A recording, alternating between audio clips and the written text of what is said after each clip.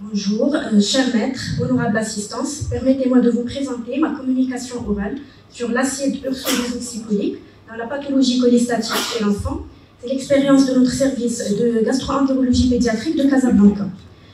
Donc l'acide ursodesoxycholique, c'est un acide biliaire hydrophile utilisé dans le traitement de différents types de cholestase chronique. Il remplace le pool des acides biliaires hydrophiles dans la pathologie cholestatique chez l'enfant.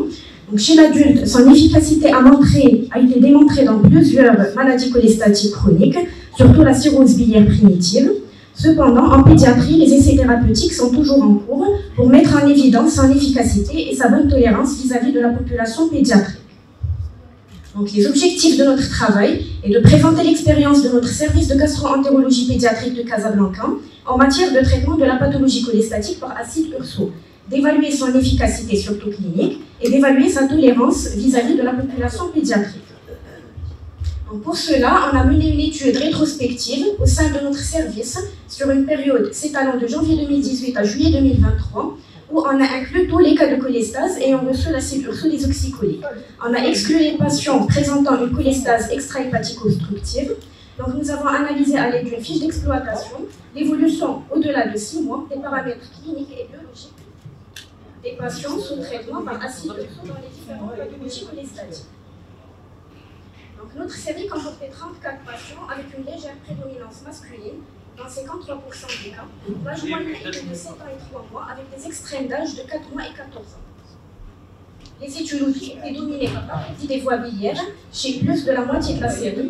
On avait 3 cas suivis pour syndrome d'Alagille, des cholestases intrahépatiques familiales progressives type 2 chez 2 patients et type 3 chez 1 patient, un cas de maladie de Caroli, un cas de cholangite sclérosante à IgG4, une patiente suivie pour un syndrome de chevauchement et donc 7 cas de cholestase d'étiologie non déterminée.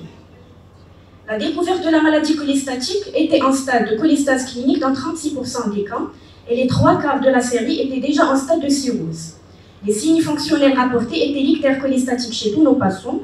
65% des patients avaient un prurite simple, tandis que 30% avaient un prurite intense avec un retentissement sur la qualité de sommeil et aussi sur la scolarisation.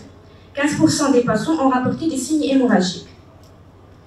Les signes cliniques retrouvés étaient le syndrome d'hypertension portale chez 65% des cas, une hépatomégalie dans 36% des cas, un retentissement staturopondéral dans 67% des cas, des lésions de grattage chez presque la moitié de la série. Donc, les paramètres biologiques étaient perturbés étaient l'hyperbilirubinémie conjuguée qui était sévère au-delà de 100 micromoles par litre chez 62% des patients, les phosphatases alcalines étaient élevées chez la quasi-totalité de la série. Et le dosage des acides biliaires, il était réalisé chez 17 patients seulement, par faute de moyens, revenant élevé chez les 17 patients, avec une moyenne de 137 micromoles par litre. Donc, tous nos patients ont été traités par l'acide urso, avec une posologie de 15 mg par kilo par jour, une supplémentation en vitamines liposolubles, et bien évidemment un traitement étiologique. L'évolution clinique chez nos patients était marquée par une régression du prurite chez à peu près les 3 quarts de la série, une régression de l'ictère chez 29% des cas.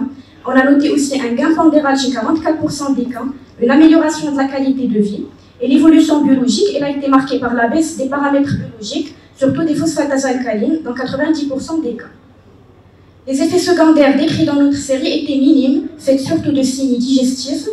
Dans 8 cas, on a eu recours à la rifampicine devant la persistance du prurite sous acide urso. Donc, passons maintenant à la discussion. Donc, les acides biliaires, c'est des stéroïdes synthétisés par le foie à partir du cholestérol. Donc, le pôle physiologique des acides biliaires est composé d'acides biliaires primaires synthétisés directement du cholestérol, acides biliaires secondaires qui ont subi le cycle entérohépatique et des acides biliaires tertiaires en quantité minime, à citer l'acide urso. L'accumulation des acides biliaires lors des pathologies cholestatiques aura un effet néfaste sur la qualité de vie. Donc, l'acide ursodesoxycholique est un acide biliaire, comme on vient de dire, qui est tertiaire, extrêmement minoritaire chez l'homme, hydrophile et dépourvu d'activité détergent, contrairement aux acides biliaires primaires et secondaires. C'est le principal médicament de traitement de la cholestase depuis de nombreuses années.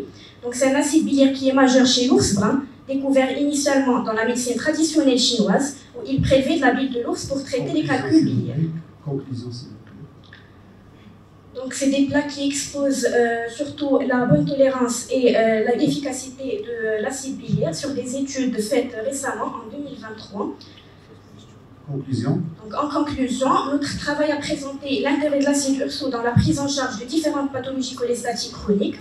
Il intervient par différents mécanismes et améliore les signes cliniques et biologiques de la cholestase. Il a une bonne tolérance et des effets secondaires qui sont minimes.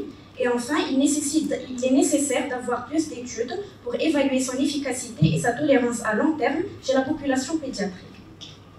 Merci pour votre attention.